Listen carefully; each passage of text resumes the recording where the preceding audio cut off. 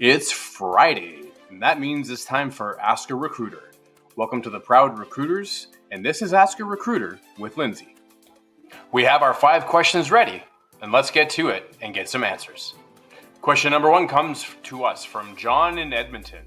What are the most common mistakes made during interviews, and how to avoid them? Hi John, thanks for your question. So the most common mistake people can make going into an interview is not preparing for it. Preparing for an interview is super important because it ensures that you show the interviewer that you are engaged and that you know about the company and about the role that you've applied to. Another common mistake is not asking questions. The one thing people forget is that you are interviewing the company just as much as the company is interviewing you.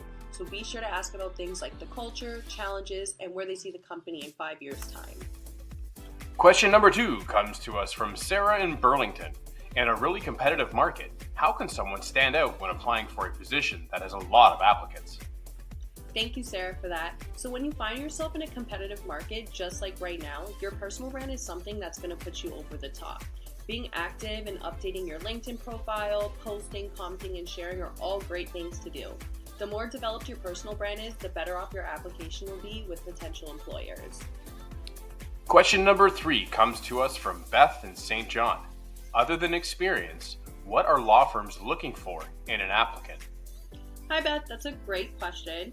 A lot of firms look for different things, but something that is consistent is that they don't want to upset their internal culture. So do your research on the firm, and if their culture is something that matches your values, then you may have exactly what you're looking for in a firm. Question number 4 comes to us from Ryan in Toronto. If you have multiple offers, what are the biggest factors when choosing one of them over the other? Hi Ryan, that is a tough one, but if you've done your research, I would focus on growth potential, benefit packages, and vacation time. If you're about the money, then choose the offer that is showing you the money. And our final question comes to us from Colin in Mississauga. Do you have any suggestions for someone trying to negotiate more in an offer without risking the offer?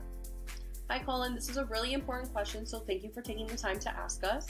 In normal circumstances, there's always a little bit of wiggle room, whether that be an increased salary or additional vacation time.